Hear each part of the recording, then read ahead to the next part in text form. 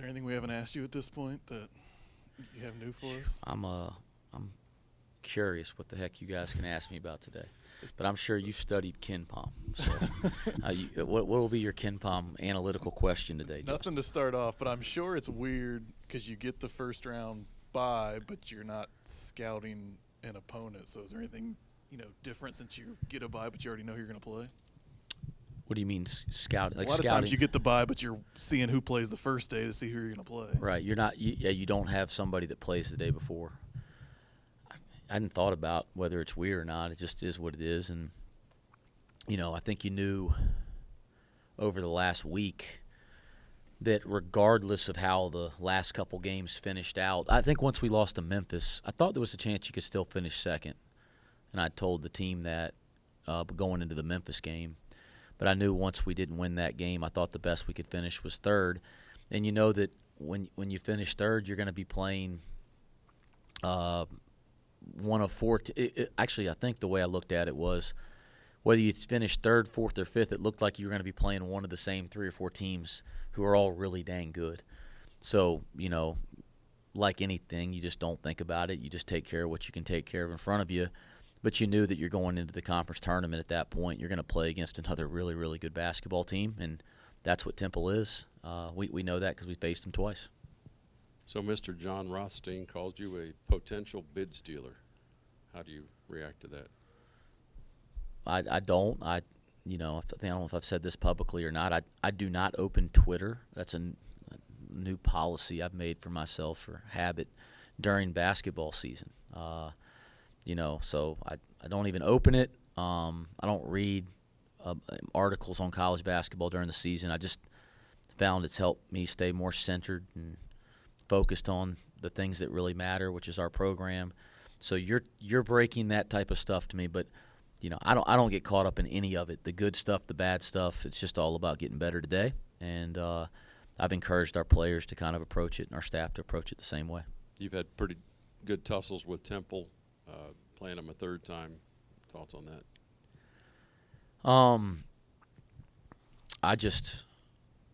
I have a ton of respect for their program, for Aaron and the way they play, the things they value. They're tough, they're physical, they rebound. It is very difficult to score. They have a number of ways they can attack you offensively. It's not like you can just go into the game and focus in it. Dunn obviously has the great night, but you can't just go in the game and focus on let's shut down Damian Dunn or let's be really good in some of their spread stuff or their chin stuff. Like you can't, because they have so many different ways they can beat you, and everybody on the court is a very effective offensive player in many ways, right? And so, but yeah, just an incredible amount of respect. You can look at the 4 games we played against Temple the last 2 years. They've all been dogfights. We know we have a difficult opponent, but it's March in college basketball. That comes with the territory, and we're going to do everything we can to prepare to win this week. How did the emotions of Sunday, that senior day, maybe with some time to kind of let it sink in, compare to some of your senior days you've experienced at UNCG and then last year?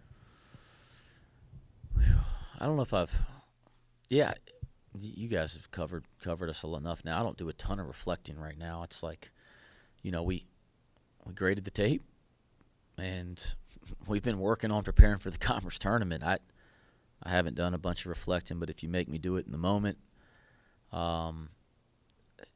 we're just at a special place. You guys know how I feel about coaching here, and it doesn't get old. I don't take it for granted. So something like senior night, it's just so unique here because of the way that our fans and the people that support our program, they make it special. They made it special for David. The way they came out and supported him. And I think that's something that I want to make sure we recognize and value, and let's grow it. Let's make it even more special because I do think it's going to be rare in college basketball to have guys that stay with the place year after year through the tough times. So when we get those kids to dig in with us year after year after year after year, I think we got to celebrate it in a great way. And I thought our fans did that for us and helped us do that on Sunday. And I think we can keep kind of growing that tradition here. You mentioned senior day, obviously, was over the weekend. What's the environment like in the locker room heading into this conference tournament, coming off such a dominant performance on Sunday?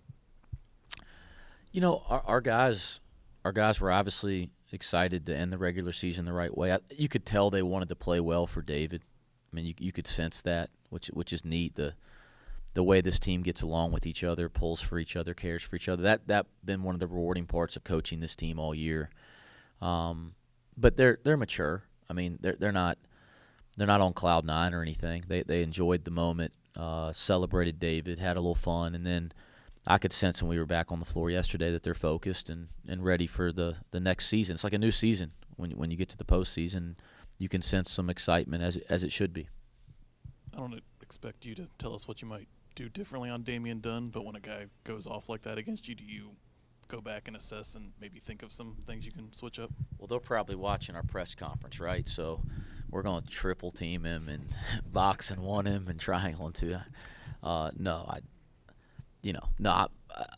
He's a great player. We did some nice things on him in the last game, and he still gets 30. That speaks to the level of player he is and his offensive ability. But I think they're not a one-man show at all, even though he had 30. Our fans may think Damian Dunn because he had that night here in Fifth Third. But, man, you can go up. If I start trying to talk about their roster, I'm going to leave somebody out. I mean, you can go up and down the roster. The guys that are playing heavy minutes for them are all capable of having big nights. So we got to do a nice job on Damian and have a good plan. But we also, got to make sure that we recognize their other guys are very capable as well. The assumption will be whoever wins this game will play Houston, but in your league, even during the season, South Florida hung with Houston for a while. You guys gave Houston a tussle. Everyone's given Houston a game. They've been very lucky. How important is it to be lucky in addition to being good? Well, I'll just say it like this. I'll let you guys think about all that stuff. We were playing Temple. We don't think about what we do after that till it's over. You can't have success in March and in tournament play by looking ahead. What's ahead of you doesn't matter if you don't take care of what's in front of you. And so it's for us. It's just going to be about Temple on Friday. That's it. After that, we can talk about what's next or what goes on in the brackets and all that kind of stuff. Trust me, trying to prepare to beat Temple it's enough on my brain at the moment. Do you think there's a big difference? Seating wise, it is what it is. But do you think there's a big difference in 1 through 7 or 8? Because there's been nights where anyone can beat anyone. Yeah, the parity in our league. We have great players in this league. We have great coaching in this league. You look up and down the league, and there's no off nights in the American Conference. That's been proven. If you followed the league closely, and you followed results, there's been no off nights at all, and not just wins and losses, but you can see even some of the teams that finished at the bottom of the league. They won some games against teams at the top of the league, but, man, they lost a bunch of one-possession games. I mean, a lot of the standings were decided by 5 or 6 possessions, over the course of a conference season, and that just shows you the margin of error in college basketball, and it shows you the parity and depth of our league. I got a Ken Palm question for you. I knew you would. So Temple's a pretty slow-paced team. That last game you guys played, you slowed it down a little bit, even though it went to overtime. The game before, UCF's slower pace, you seem to really kind of slow it down in that win. What's your opinion there as a coach? Do you want to dictate pace, or do you want to try and maybe match what the other team's doing? I mean, as a coach deep down, I want to play as fast as a team could possibly play. I want us to be number 1 in the country in pace of play. But what I've learned over time is what I like more than that is to play the style of play that gives our team the best chance to win. Our team this year, we do like to get out and run, and I think when we do that, I think we're extremely dangerous in our transition game. I think that's when we made some of our best runs this year. But at the same time, doing that every single possession hasn't been our most successful and sustainable way to play. So we're a team that's going to look to run, and we're going to try to run, but probably not going to run night in, night out possession in, possession out as much as I'd like to if you just said, hey, play the perfect way for your, your brain or, your values or your mentality.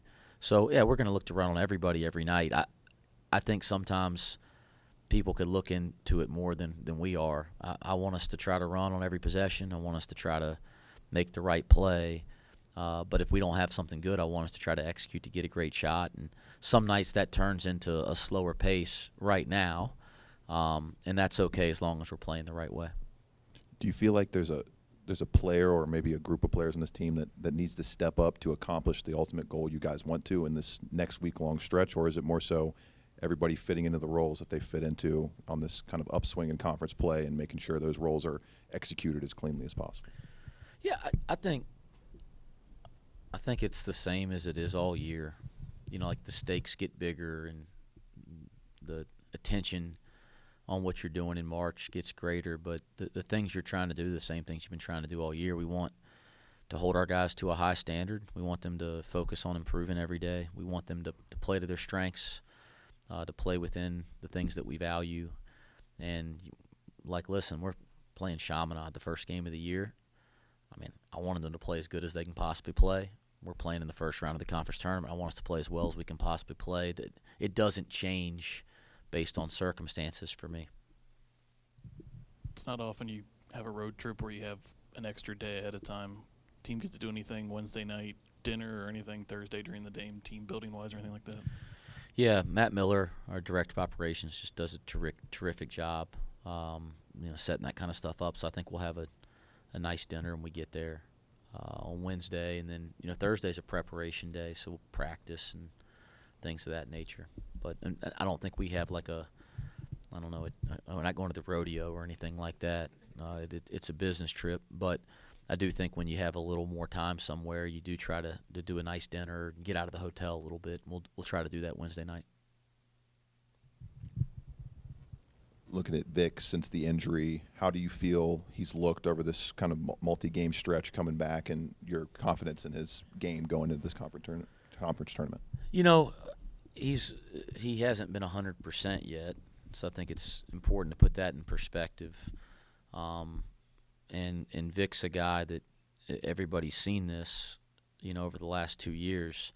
He's improved at a crazy rate, and he improved because of his work ethic and because of the habits he worked on day after day, and then he saw great results. So when he was out with the ankle, it wasn't just, the 2 weeks off and getting out of shape type of thing, but it's not working at those habits that he's worked really hard to build, especially this off season and this year. And so, some of that stuff, some of those things, the habits you built or some of the ones you broke, you revert back a little bit because you just haven't been in the gym every day because of an injury. So I think you see him trying to kind of get back to playing, the way that he's practiced all year, which he was playing like before he got hurt. And you're kind of watching that evolution. And honestly, I know the foul trouble was there in the last game against SMU, and that was a little frustrating for his minutes and his rhythm. But I thought the days up to practice, he looked more like himself again. I thought the possessions that he did play when he, didn't commit fouls or get called for fouls, I thought he started to look more like himself. So I think another week, I think he'll be close to kind of how he was playing before he got hurt. Jeremiah kind of looked to tweak his ankle there at the last minute there on Sunday. He's fine. Good. All right. When you guys